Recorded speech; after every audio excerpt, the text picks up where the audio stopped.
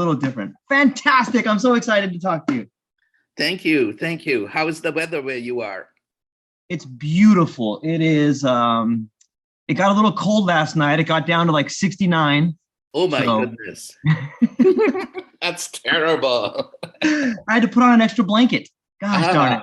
Well, I'm in Sarasota for 2 more days, but listening to the weather in Toronto, it's terrifying. It's snowing. There is ice on the streets. It's just a mess. So I'm not looking forward to going back on Friday. You may have to stay a few more days. Yes, I may have to. Yes. But all is well, I hope. We'll see. We'll see. Yeah, absolutely. And we got very good connection, I trust. Yes. Yeah, I think we've got a great connection. Good. Well, fire away. Okay, well, ladies and gentlemen, welcome to the True Life Podcast. We are here with an amazing individual who's enjoying some warm weather that may have to fight the cold in a few days here. He's wrote an incredible book that the more you read it, the more you realize there's more to understand. The book is called The Embodied Mind, and it is by Dr. Thomas Verny, and we have him right here. Dr. Thomas Verny, could you just introduce yourself a little bit and tell the people about you? Sure. Be happy to. And let me just say how happy I am to be with you. It's always a pleasure to be with someone who likes my books. It's much better than being with someone who does not like it. Yes.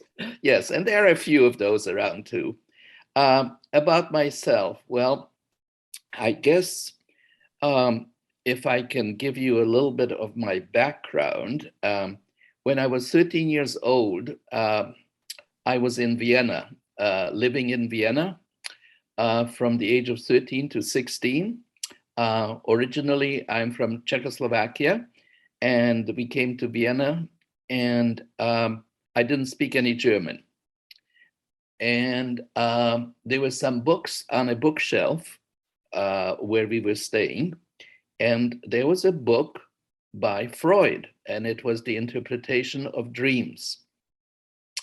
And I was 13 years old, but somehow, God knows how, but somehow I knew that Freud was important. Like, this is an important person. I should read this. There was a voice inside of me, I guess, that said that. And so with a little dictionary, German-Czech dictionary, I started reading The Interpretation of Dreams. And it just really spoke to me. You know how sometimes that happens? And I just loved the way Freud's mind worked and how he was sort of gradually, like an archaeological dig, just going sort of deeper and deeper into the unconscious. I just loved the process. And so then and there, I made up my mind that I would become a psychiatrist. So then we emigrated to Canada, to Toronto specifically. And I went to medical school in Toronto, University of Toronto. And at that time, this was the late 1950s, many of our professors had served in the armed services in the Second World War. And they were kind of tough, no nonsense, sort of sergeant major types, And they did not like psychiatry, and they did not like Freud. And so the message that I got from these professors was that psychiatry is like if you want to spend the rest of your life seeing rich women complaining about their little dogs, well, then that's for you. Well, that certainly wasn't for me, not a young guy who is ambitious and trying to make his way in the world, right? So I didn't want to do that. And so then I decided, no, I'm not going to do that. And so I started becoming interested in obstetrics. And that went very well. I loved obstetrics until I started working in a hospital delivering children. And I absolutely hated the way the obstetricians treated women. And it was push, push, push. God damn it, what's wrong with you? You know, stuff like that. And it just, I mean, it was so inhuman. I couldn't stand it. And so after delivering 26 children, I decided to give psychiatry another try. And this was after my third year of medical school. I went to work in Middletown State Hospital, which is upper New York. And this was one of those old, huge hospitals. I'm sure you have had them in Hawaii also. There were 5,000 patients and about 30 doctors. But most of the doctors were immigrants who were studying for their exams.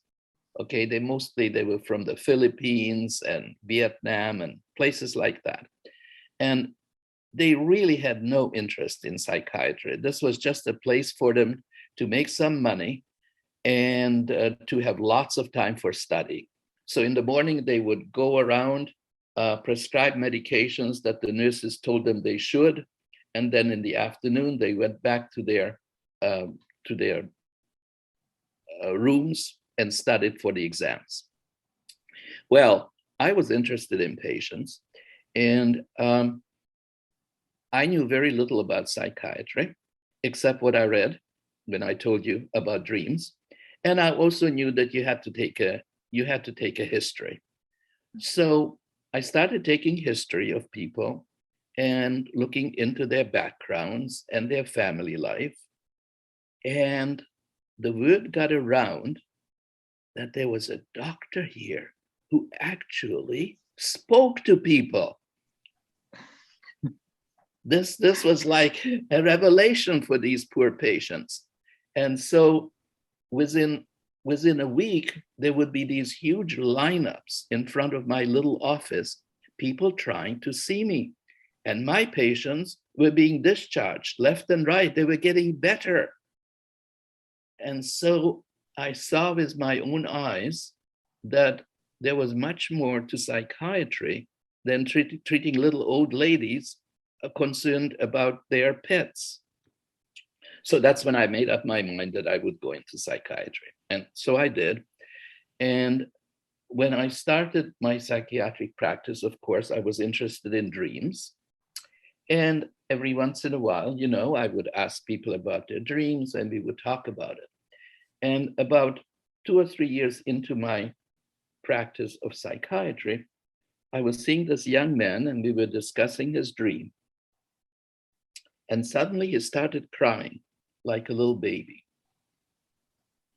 And he continued like that for about 10 minutes. And then he came out of it, so to speak. And I asked him what had happened. And he said that he had just found himself in a little crib as a baby, crying for his mother. Then, being a somewhat skeptical young lawyer, he said, you know, there's something wrong with this picture because I've actually seen photographs of myself as a baby. And they were always taken in a blue crib. And the crib that I had just found myself in was white. So this doesn't make sense. So I told him to talk to his mother, who was still alive, and find out, you know, perhaps what happened. So he came back a week later for his regular appointment. And he said, this is really amazing. But it seems that the first 2 or 3 months of my life, my parents did not have enough money to buy me a crib. They borrowed a crib from a neighbor. The borrowed crib was white.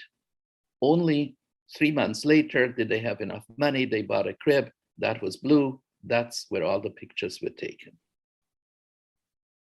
So that kind of, you know, made me think. But you know how doctors are, they don't really give patients much credit for anything, right? We are so much more intelligent than the rest of creation. So, so I kind of, I noticed it and put it aside as one of those strange things that you just can't explain. But as time went on, I started having more and more experiences like that with patients without me leading them in any way, just listening. And then one day, I heard this radio interview with a very well-known conductor in Canada, and he was asked how his sort of conducting career started. It was at the end of the interview. I guess the interviewer had just run out of questions. And he said, to everybody's astonishment, he said, "It started in my mother's womb." So of course everybody said, "Oh, really? What do you mean?" So he said, "Well, it seems that when I was just 18 years old or 19, whatever it was, and I started conducting, sometimes the cello line would just jump out at me before I even changed the page. I knew what the next notes would be, although I had never seen that piece of music that I was conducting before. It was the first time for me. So then I went home to my mother, who was a cellist, and I asked her about this. And she said, "What are the pieces that seem so familiar to you?" And he told her, and she said, "Those were the pieces I was practicing when I was pregnant with you." Whoa. Yeah, yeah. I mean, this is absolutely 100% true. So when that happened and I had these other experiences, I put it sort of all together, started reading up on it a little bit. And I heard that there was this big conference in Rome, the fifth psychosomatic international conference on obstetrics and gynecology. And I had never been to Rome before. It sounded interesting. And I knew that if you present a paper, you're treated better than the rest of humanity. So why not, right? So I submitted my paper. I was like a totally unknown. I was just a young psychiatrist from Toronto. And lo and behold, it was accepted. I called it the psychic life of the unborn child. And so it was accepted. Not only was it accepted, I mean, your listeners might be interested in this, I think, because so much of life is, a combination of hard work, talent, and luck. And I was incredibly lucky.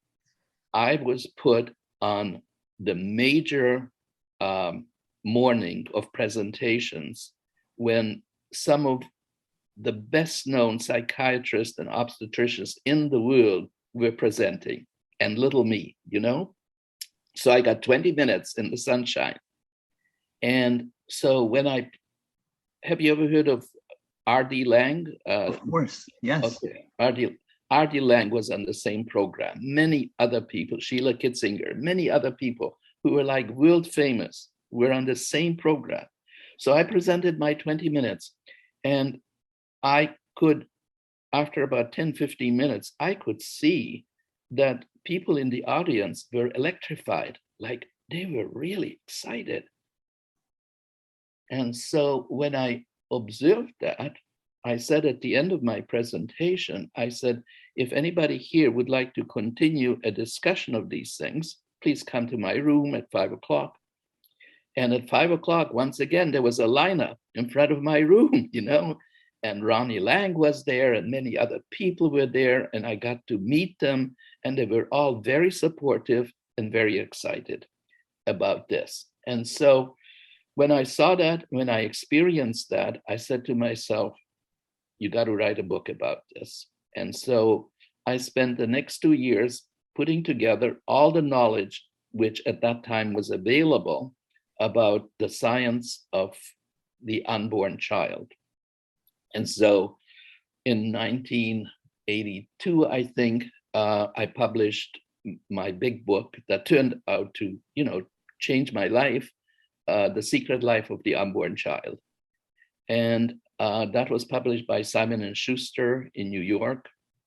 And they sent me on a trip. At that time, publishers had money, which they don't seem to have anymore. They sent me across the nation, across the United States, on a book tour, and it was amazing. And the book got a lot of publicity, and it's now published in 27 countries. So that was a huge change of life for me. But I always wondered, and we are coming to the end of my presentation here, I have always wondered, like, how is it that so many people are able to remember things and documented memories of things that happened to them in utero before the second trimester. In other words, when they were less than 6 months old after conception, because we know that sort of at the end of 6 months, the brain is sufficiently developed to lay down memories, some memories. But before 6 months, not so. Well, how is it possible? I asked myself all these years. I was not comfortable not having an answer to that question. But I could not answer it. I thought of cellular consciousness, but I have always had a scientific bent of mind. And just to say cellular consciousness is a nice phrase, but it doesn't explain anything really. So about 7 years ago, I came across this article which described a 44-year-old Frenchman who went to a doctor complaining of weakness in his left leg.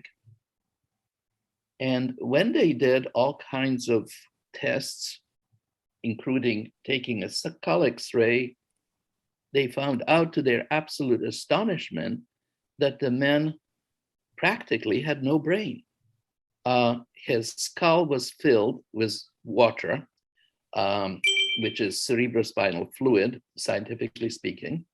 And he only had a thin crust of brain tissue. Yet this was a 44-year-old civil servant, gainfully employed, married, father of 2 children, and no brain to speak of. So when I read that, I thought, how is this possible? This makes no sense. And I started looking into the literature, and I found to my astonishment that actually there were many studies done, much research done on children who have had parts of their brains removed because of usually epilepsy, but also brain tumors. Adults, same thing, lots of brain tissue removed, and many of them continued functioning normally. Not all of them, of course, but many of them did. And I could give you lots and lots of examples. They have been described from all over the world, from some of the best research facilities and universities. This is a fact. And so I thought, well, here it is.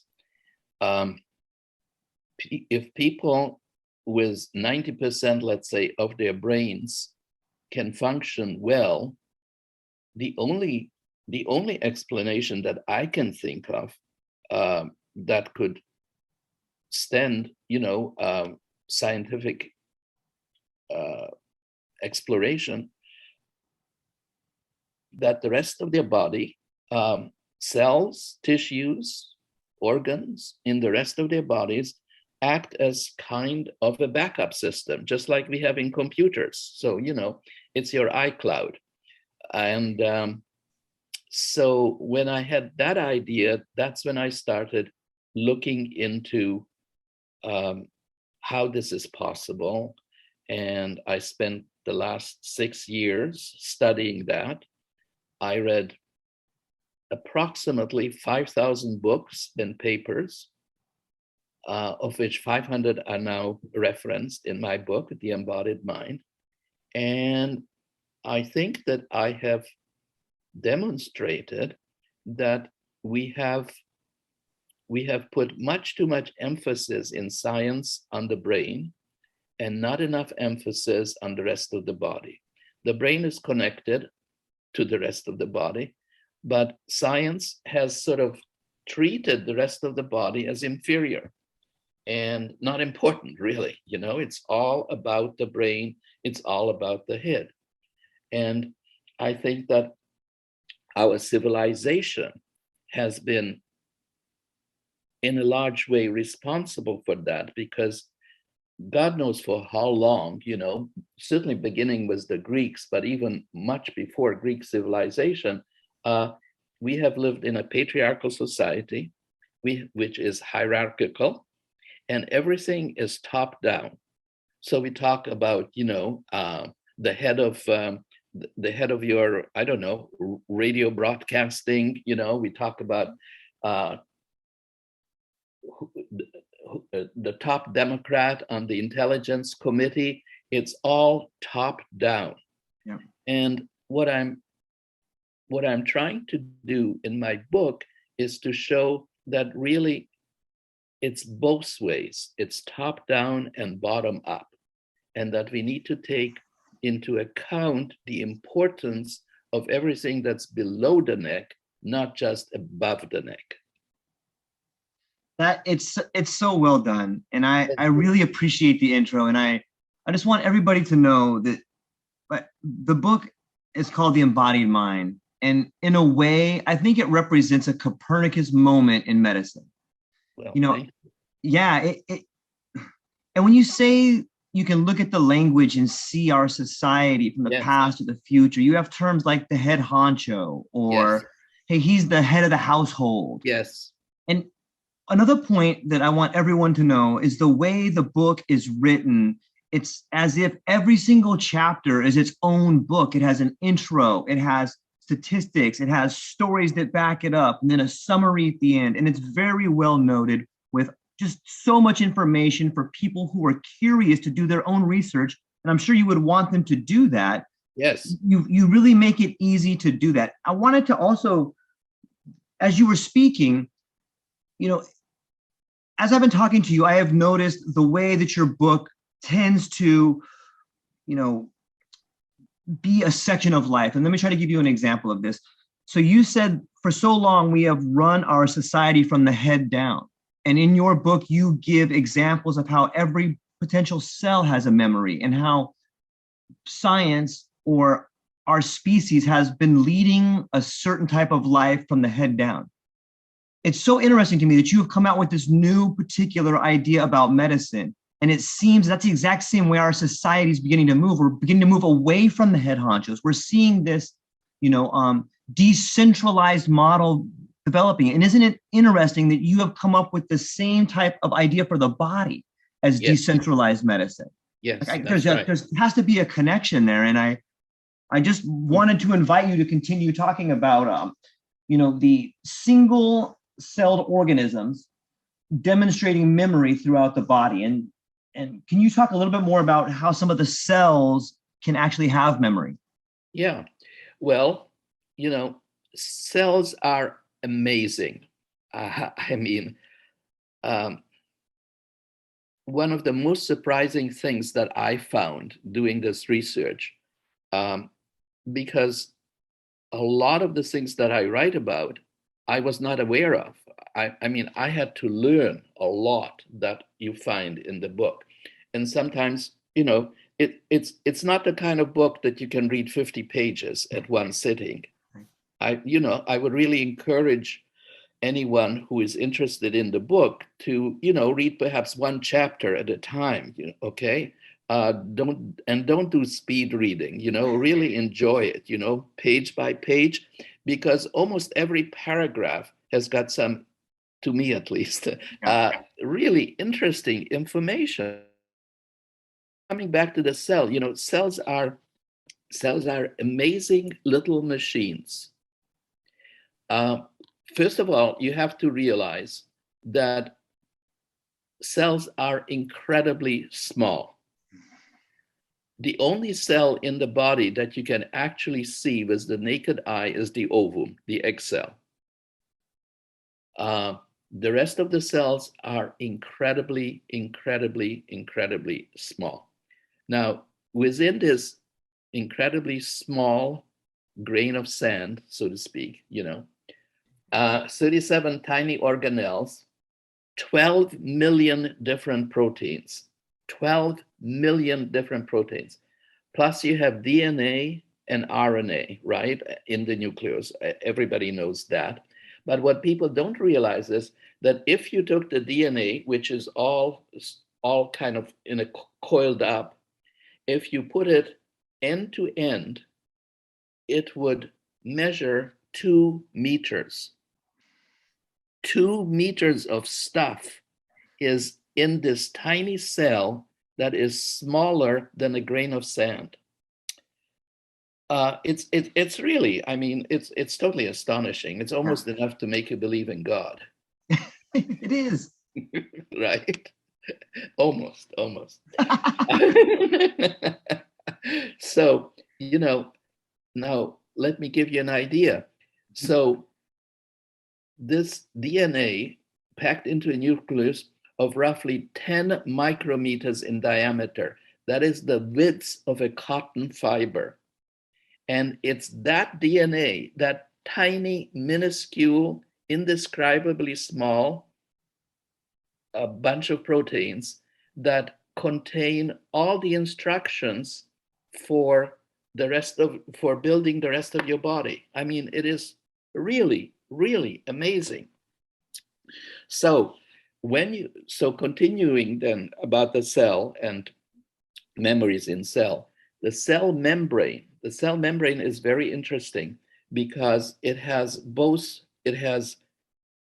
proteins which act as sort of sensory organs, and they tell the cell what's happening outside. And then they also have activating protons and not protons, but proteins, sorry, activating proteins so that they make the cell do things. Okay, so it's a little bit like our eyes, ears, nose, and our hands. Okay, so all those things are on the cell membrane. Now, inside the cell, there are many places where some scientists believe that memories can actually be stored. And one of those places is called the cytoskeleton. And the cytoskeleton has got tiny little fibrils in it. And many scientists believe that that is one place where actually memories are stored. Also, the cell membrane seems to act like a transistor. And we all know that computers and transistors are sort of the memory anchors of our computers. So there is much research, not totally documented, but certainly pointing in the direction that there are a number of places in a cell where memories could reside. And well, they certainly reside in the DNA. There's no doubt about that. What has also been done is, and this is really, really interesting, is that some scientists, and in my book, I give the references, some scientists have actually encoded in DNA huge amounts of information. Already about 10 years ago, one scientist encoded a whole movie into the DNA of a living cell.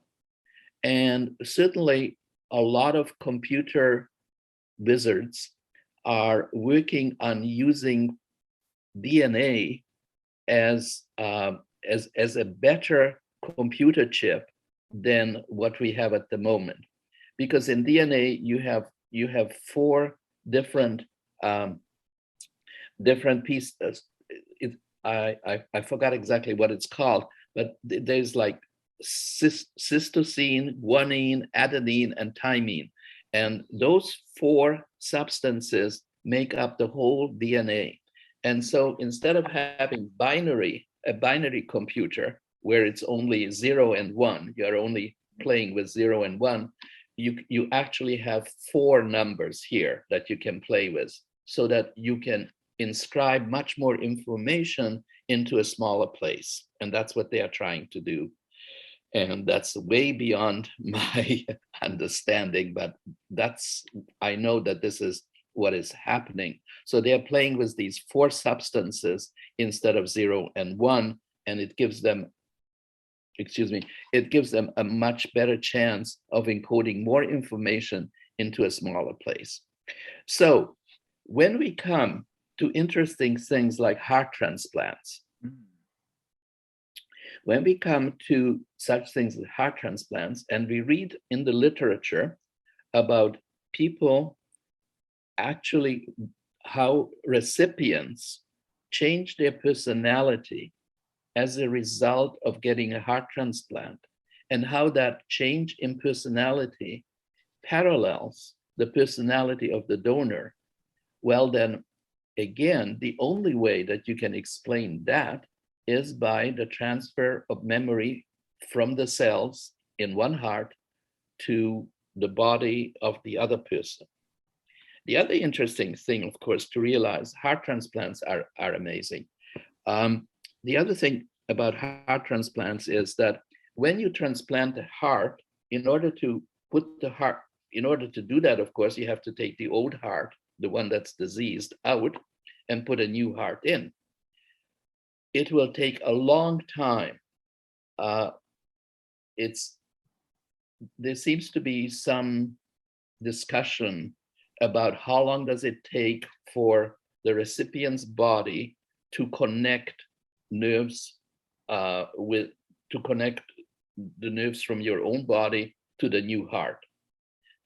But obviously, whatever it takes might take 2 or 3 months.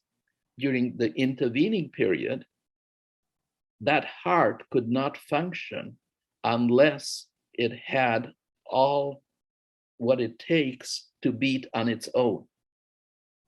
So what we are dealing with here with the new heart is that it already has its own pacemaker, and even though it's not connected by nerves to the person, the recipient, it is able to function on its own, which again, shows the independence of that organ from the brain. You don't need signals from the brain, which is usually the vagus nerve, the tense nerve, from the brain to connect to the heart to make it beat. It will beat on its own because it is a very self-contained organ with millions of cells that must contain memories. Otherwise, how would the person who has had a new heart transplanted into them change their personality without knowing anything about the personality of the donor? And I don't know whether you have read that particular chapter in my book or not. Did you? I have. I thought it was fascinating to hear about how the heart has its own brain and how it's connected to some higher functioning parts of the brain.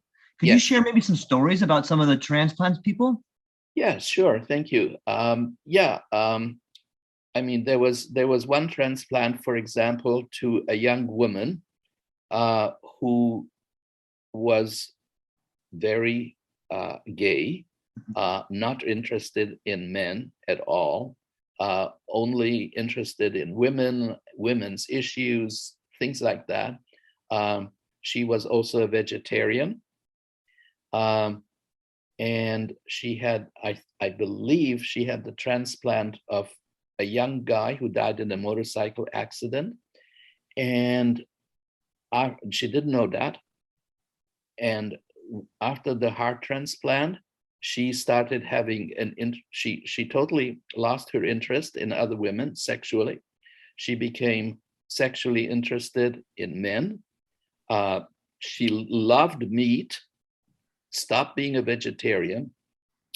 And what was most interesting, actually, was that she complained of feeling in her chest the impact of something. And it turned out that the guy whose heart was transplanted died in a motorcycle accident.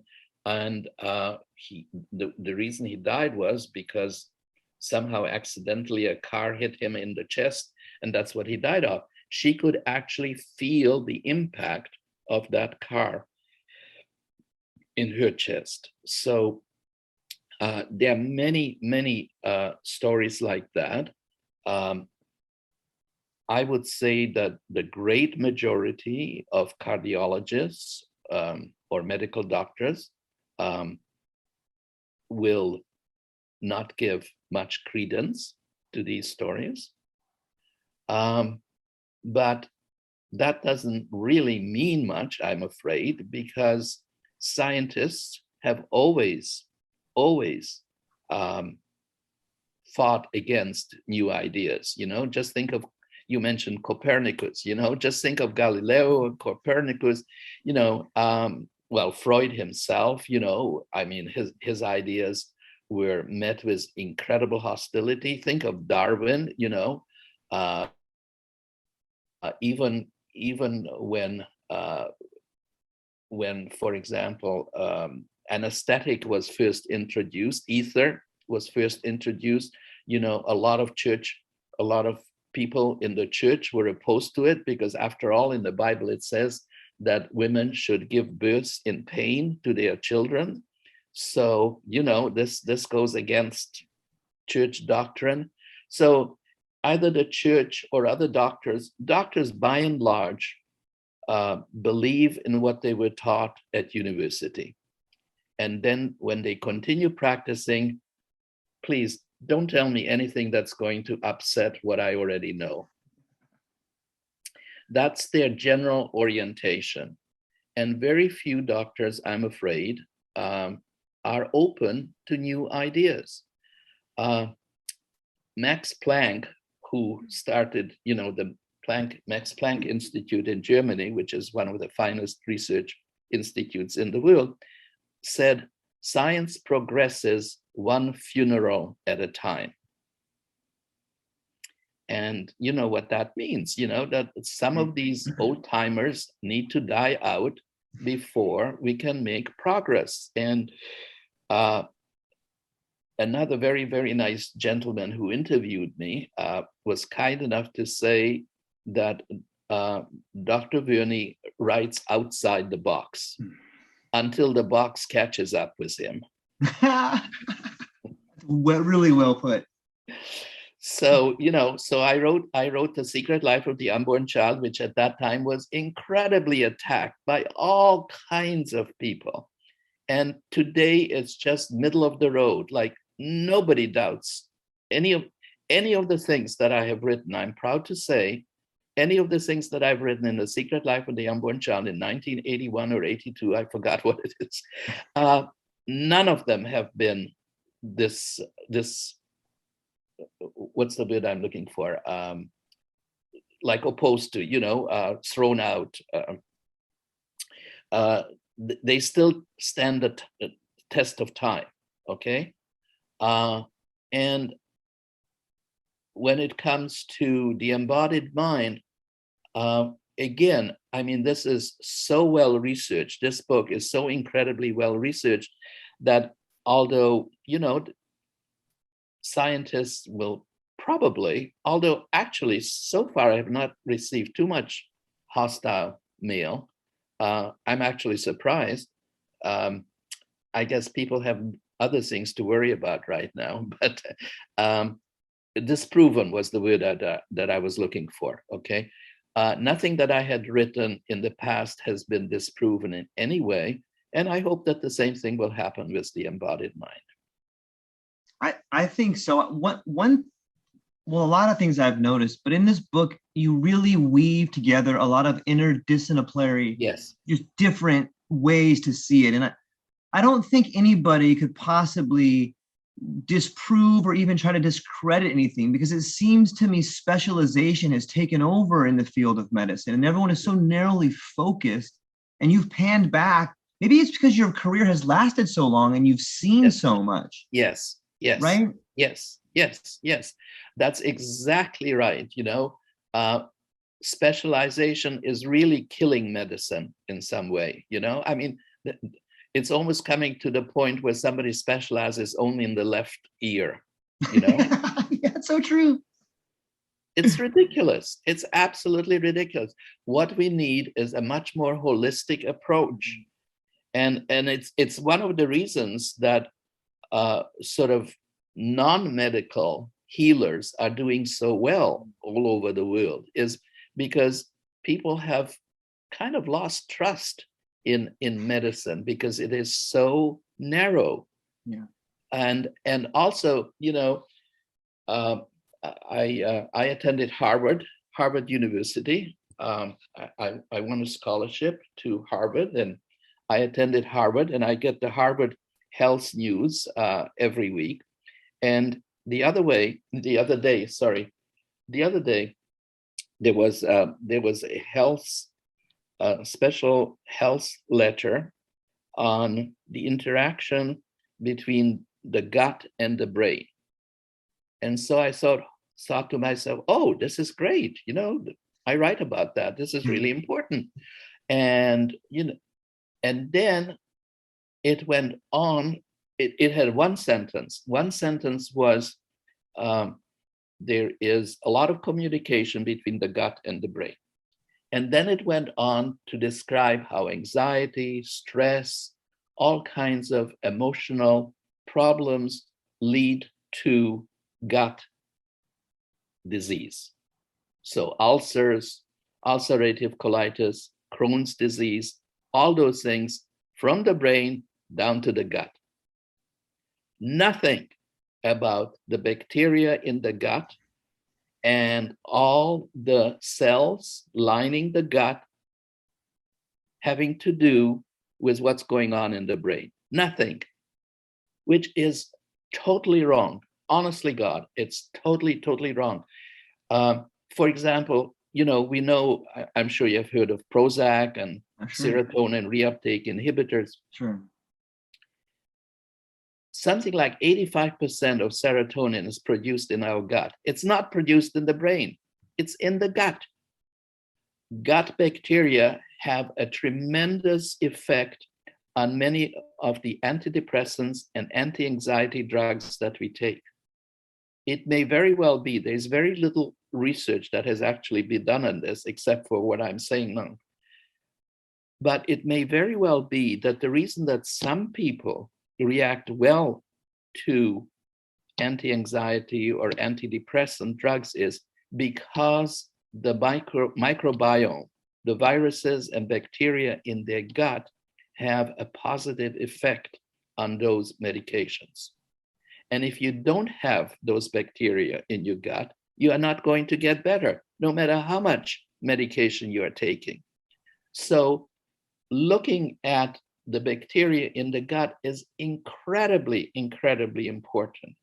And hardly anybody is really doing that. So, we have to call for a much more holistic approach to health, where I'm not claiming that the brain is not important. All I'm saying is we need to have a more balanced approach. And it's very important to look what the brain does to the gut and what the gut does to the brain. For example, let me give you another example. It has been shown that people who are more lonely, who socialize less, have different gut bacteria from people who socialize more. And so the question arises, are they lonely and less sociable because of the bacteria in their gut? or have the bacteria in their gut been affected by their loneliness and less sociability? We don't know. But is anybody looking into it? Nope.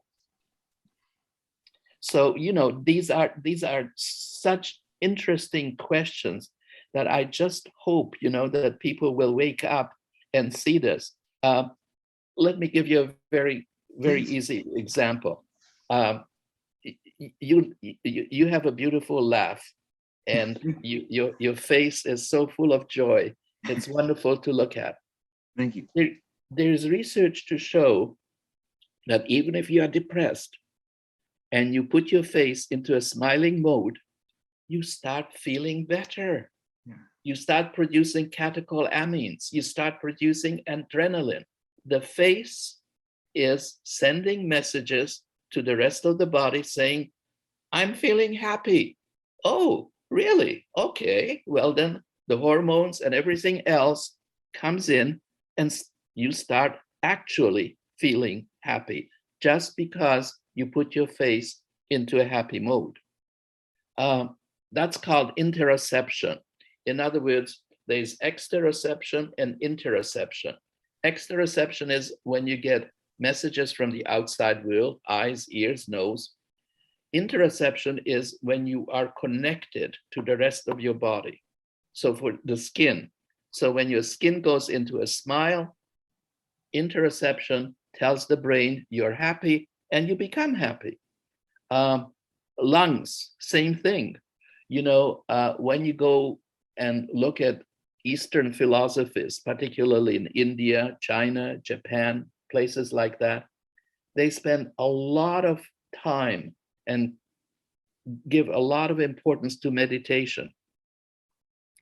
Meditation always involves a certain type of breathing. And many yogis, for example, can even can slow down their heart rate by breathing. And we all know how healthy and beneficial meditation can be. And meditation then and breathing is another way in which we communicate with the rest of our bodies. All the cells in the body then become more oxygenated, and all kinds of good things can happen. So there are just millions of examples that I can give you that shows the importance of messages from down below the neck to the brain and how important they are. Yeah, it's, I really hope people listen. If you're listening to this podcast or watching the video, you must buy this book. Let me just, I keep rereading it and I keep finding stuff, and let me share with you an idea that I just had as you spoke. Please do. I think what you're describing through epigenetics, through a new understanding of the way communication in the body works, is I think you're laying a groundwork for a new type of language in a way. Let me explain to you, when you say about, when you talk about Buddhism or the East and you talk about us in the West, isn't it fascinating to think that the left hemisphere of the brain is like this logical scalpel, like Western medicine, and then the right hemisphere of this brain is like this holistic approach to integration? And you need both. You need the corpus callosum. You need both. That's right. And if I may share one more quick little story that I heard that it pertains to what you said is, yes, please do. There's this old limerick that says, the body gets together and the hands say, hey, we do all the grabbing. And the feet say, well, we do all the walking. And the mouth says, we do all the chewing. And this lazy stomach just gets all the food, doesn't do anything. So they decide to go on strike. And the hands quit picking, the feet quit walking, and the mouth stops chewing. Well, within a matter of days, the hands are too weak to grab anything. The feet and legs are too weak to walk anywhere, and the mouth can't even chew. And then they realize that the stomach's not lazy. It distributes all the food and nutrients to them. And when we start looking at the language we use, whether it's the head honcho, it's the head of the household, or if the fish rots from the head down. Right. Your book is is, I think, laying a foundation for us to not only practice medicine different, but to see ourselves as one body. Like we are in the middle of an integration. And I think your book speaks to this. If we can begin practicing medicine, at least exploring these ideas that have been taboo because books have been written and institutes have been built and pharmaceutical companies have so much money. If we can begin to crack that, we can begin to crack the problem of humankind as being sick. There's so much in your book. I mean, there's one term I would like you to maybe define, and it's this term of psychophysiological coherence. That is towards the back of the book. And it was talking about the magnetic field of the heart and how you can, when you see people, can you explain that to people? I think it's profound. Well, thank you. Thank you. How many people are listening to this? Right now, I'm just recording it so that it will go through. But on a good day, can you tell me how many listeners you have? I can. On a good day, I can get a couple hundred. Overall, throughout each particular episode can get somewhere between maybe 100 and say 3,000. And that's probably for a month. Right. And is that in Hawaii only, or does it go to No, that is me just putting it out there. And that's with zero money behind it. If I took I could get 15,000 downloads if I put $500 or $300 at it. But, I due to economic times, I don't have the money to pump it up like that. But right. I've been able to distribute them pretty well, and mostly Europe. Most of my listeners would be in Eastern Europe for some reason, or over in that area. So that's amazing. Yes, like I'm for example very big in Japan. That's hilarious. Me too. I'm tall. Yeah. Oh yeah, they absolutely love my work in Japan. It's very interesting. Like you say, in some countries you're more accepted than in others. And yes. So that's how it goes. But coming back, if you don't mind, back to your question, I think that one of the interesting things about the heart is what you mentioned, that it has this huge electromagnetic field, which is much bigger. I think it's at least 10 times larger than the electromagnetic field of the brain.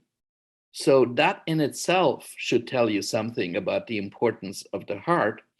And of course, we have all these sayings in the popular consciousness about the heart, right? And I don't have to go into that. So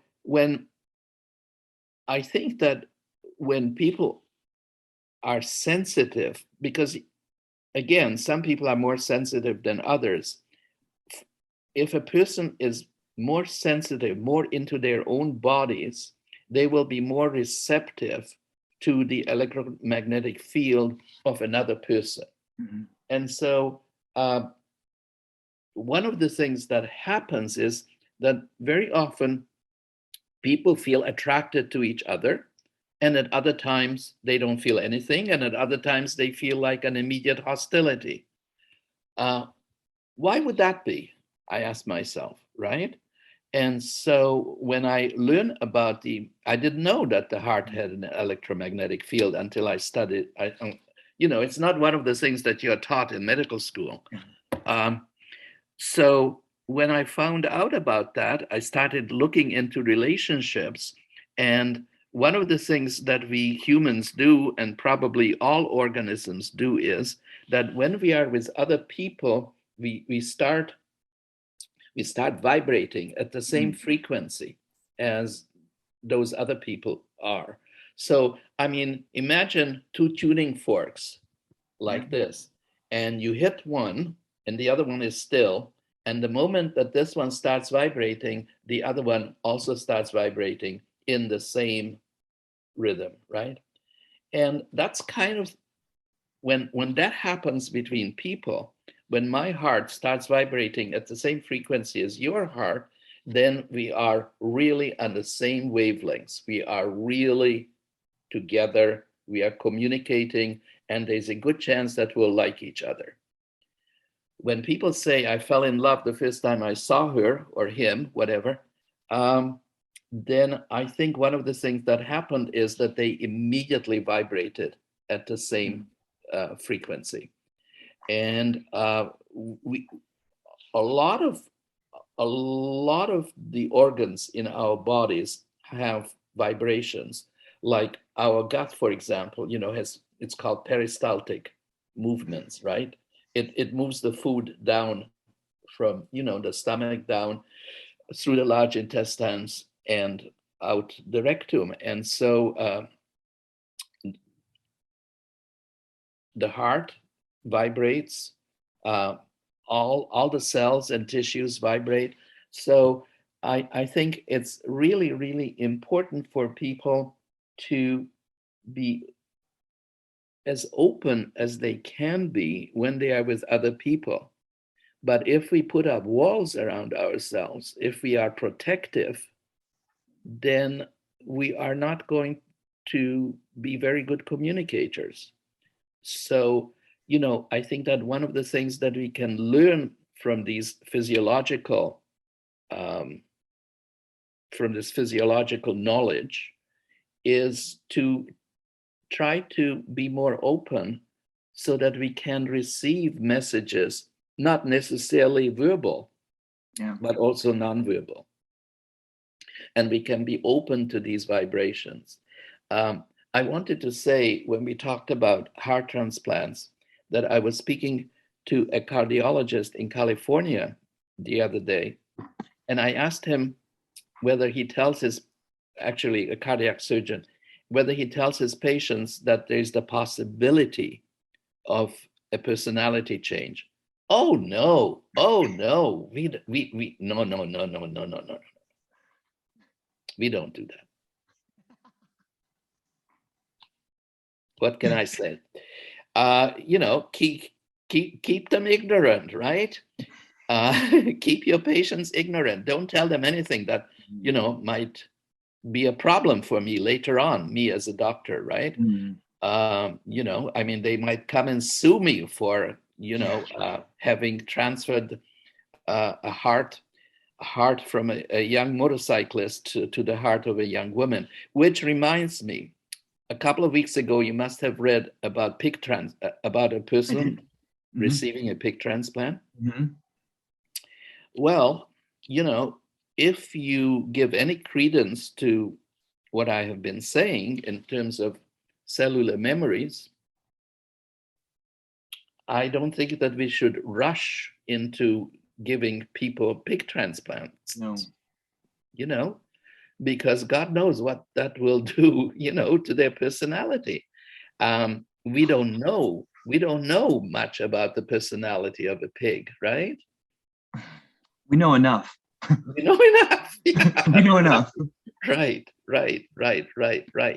So, I think that we need to, sometimes science does things just because they can. Yeah.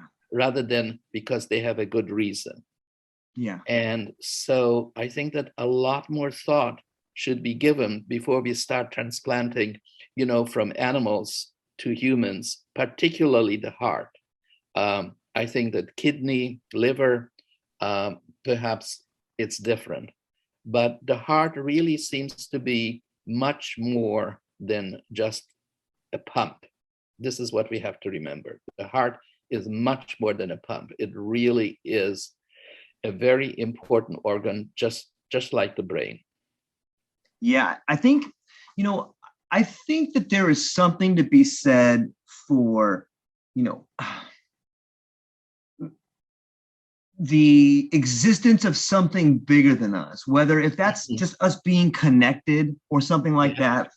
Yes. But when you start speaking about, or when I start thinking about people becoming chimeras with pig hearts and stuff, we must understand that we are something in process, or we are something that is in the state of becoming. And, we're not a pig, and I thought it was amazing, the story you told about the young woman who got a man's heart. Like, men and women are different. And when you plant different parts. Men have thicker bones. Men have different testosterone levels. So of course, if you put a man's heart in a woman, it's going to you're physically changing her with an organ. Of course, it's going to change her personality. Right.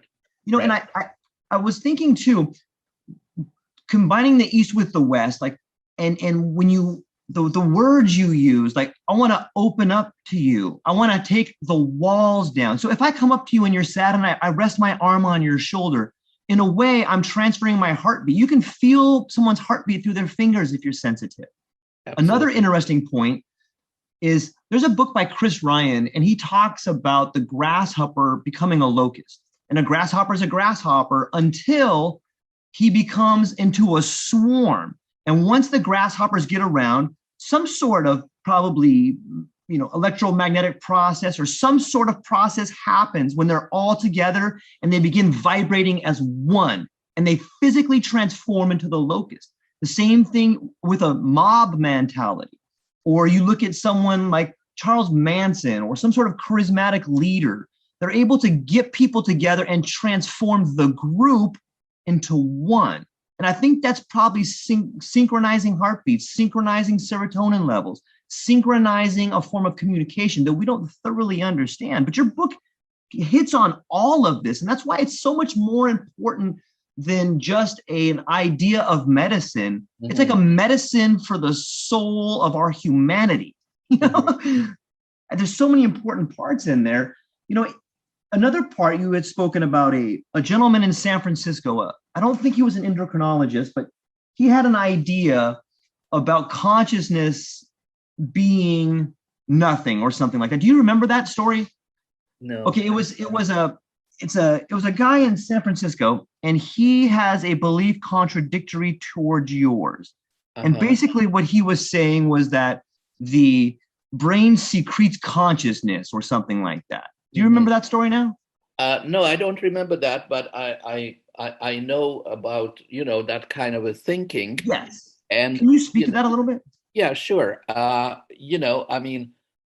long time ago, when sort of medicine was in its infancy, yes.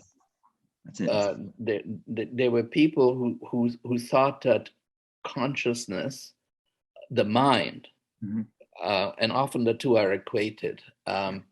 Let's say the mind rather than consciousness, that the mind was an epiphenomenon, a product of the brain.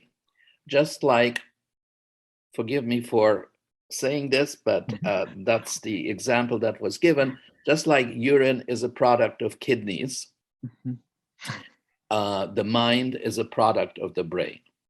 And, nothing could be further from the truth, because if you look at the analogy, urine is physical. You can see it, you can measure it, etc., etc.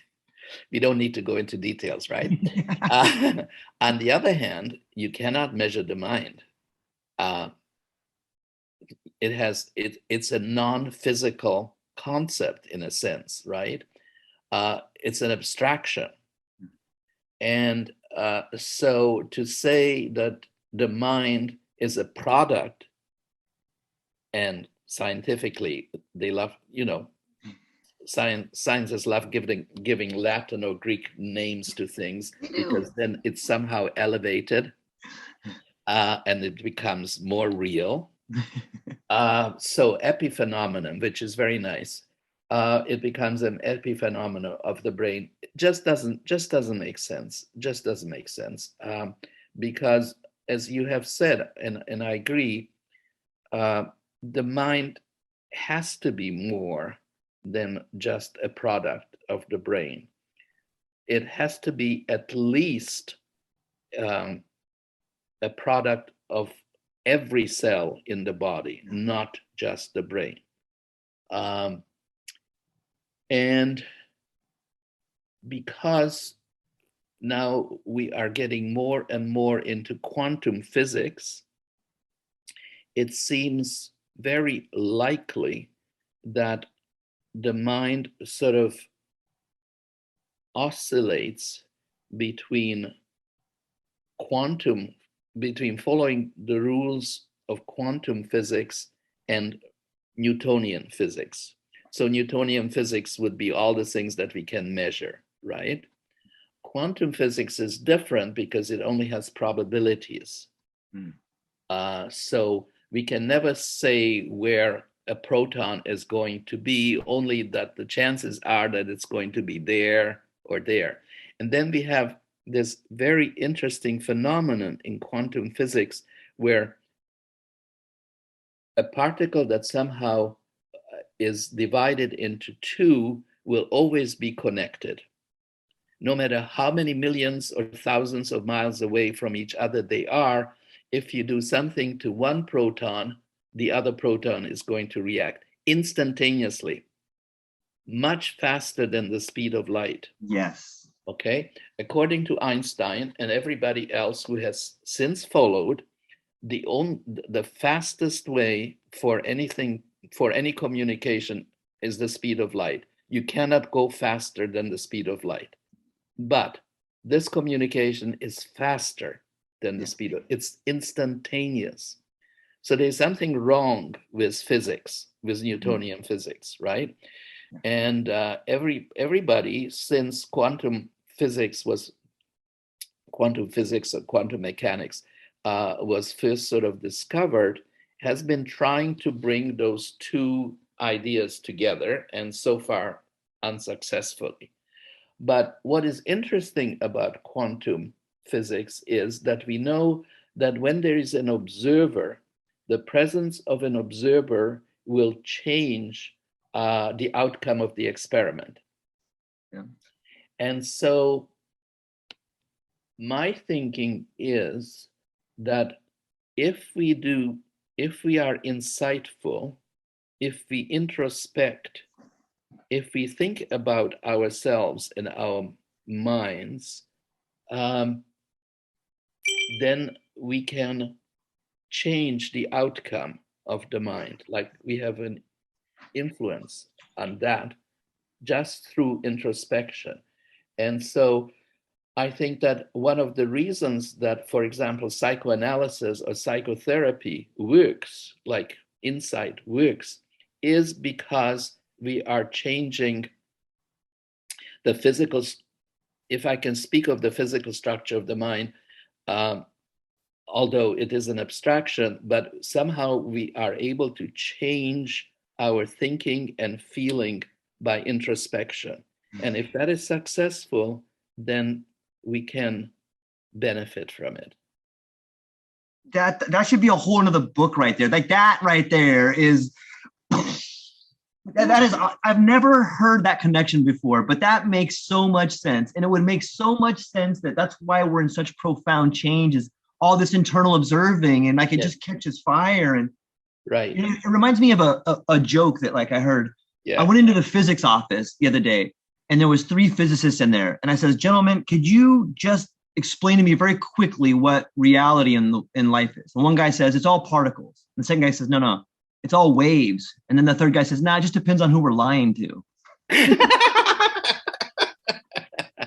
Yeah. Well, in quantum physics, it's wavicles.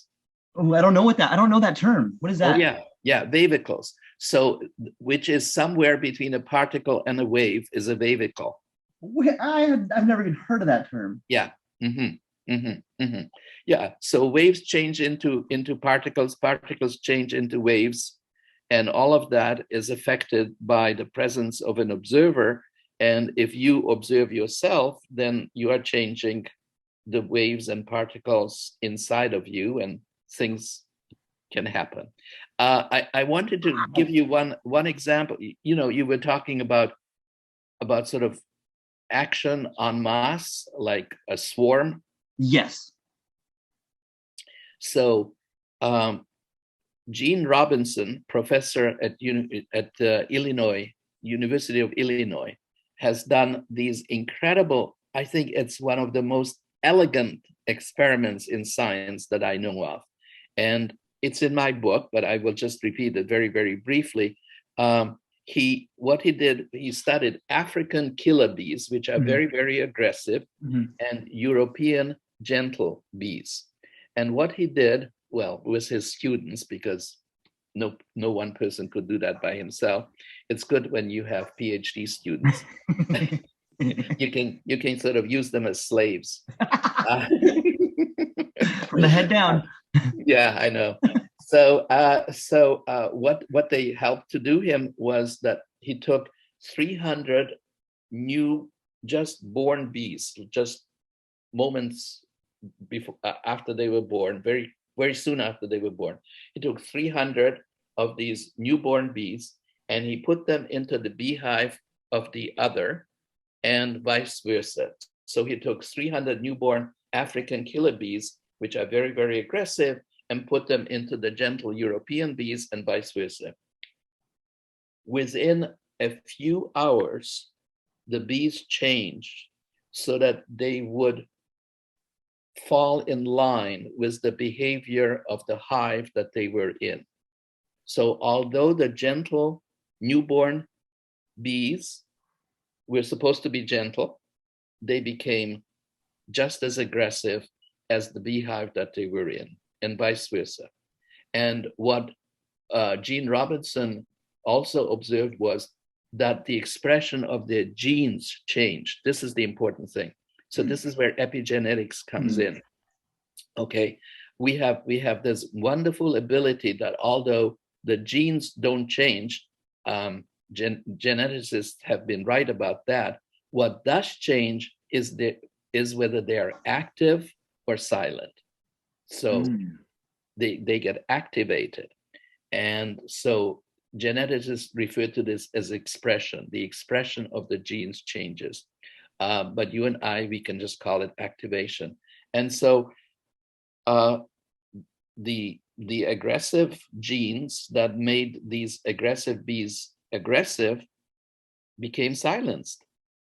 And what is very, very important, of course, is that this is the kind of thing that happens when you have riots. Okay, when you have, thank God we don't have those anymore, but when you, in the United States, for example, they had lynchings in the 1920s. A mob becomes individuals in the mob take on sort of the behavior of the majority because their genes are also being deactivated or activated, whatever the case may be. And so this is one beautiful explanation of sort of why mobs can become incredibly violent. Because although individuals afterwards will say, I don't know what got into me. That's not usually how I behave. I don't know why I did what I did. We have had a lot of that, in the United States and certainly in the rest of the world. And I think Gene Robinson and his experiments are a tremendous indication of how that happens. Yeah, I would agree. How does that, it brings a question to my mind in that on some level, it makes me think of, I think it was Steven Pinker's The Blank Slate, know, how like the Catholic Church said, give me a child for 7 years and I'll give you a good Catholic or something like that. Yeah, the Jesuits were supposed to. Yeah, the masters, the Jesuits. Yeah, the Jesuits, yeah. So, when I think about taking a young bee and putting them in another hive, and that bee or that cell potentially takes on the genetic coding, I don't know if that's the right term, but it takes on the behavior of that which it's put into, like cold water would become warm water. Yes. But do you think that translates into one human being able to become another group of humans? I'm afraid so. Once in a while, there's a person, because I think that, we do have better brains than bees. Right. So once in a while, you have a person who will sort of who will swim against the way the water is moving. The current, I think. The current, that's it. Thank you. So once in a while, you get a person who will stand up and no matter what happens, like it happened in Russia, a couple of weeks ago, when a woman on television, protested against the war that the Russians are waging against Ukraine, and she was immediately put into prison, and she was in incredible danger. But in spite of that, rather than agreeing, she stood up. And that happens once in a while, but it does not happen with the majority of people, unfortunately. And I mean, who knows, who knows how you or I would act in those circumstances. We don't know, and I hope we never have to find out. But what is interesting is that once in a while, I mean, I'm reminded, of that picture that we have all seen when there was a Chinese man in Tiananmen Square, right? And he stood up against the tanks. Yeah. I mean, imagine that, where thousands and millions would just not, let's not make waves, right? But he stood up. So once in a while it happens, but I think for the majority of people, they just go along with the stream. That's, if you look at the tank, what is called the tank man, yes. If you look at, like, imagine the tank man as an epigenetic phenomenon where all of a sudden it turns on everybody else's. You know what I mean? Like, and that is, I mean, those stories are hard coded into literature. They're hard coded into our DNA. Like, hey, all it takes is one or two people to show everybody else. Oh yeah, and boom, there it goes. All it takes. That's right. But George, I need to go in a few. I know you do. I can't help it. I love talking to you. Let's do it again next Wednesday if you're free. Or sometime next week if you get some time. Let me have a look. Okay. Can we do it? Because I'll be coming back to Toronto and I'll be very busy. Okay. I tell you when we could do it is. Okay. Just a second. Yeah, take your time. Okay. How is Wednesday the 27th? That is fantastic. At the same time? Same time. Okay, I will get this to you. Thank you so much for your talk. I really, really, really enjoyed it. It was really fun. So do okay. I. Thank you very much. Yep. You're wonderful to talk to. Thank you for for your know support. one. Thank you. Bye-bye. Okay, bye-bye. Take care.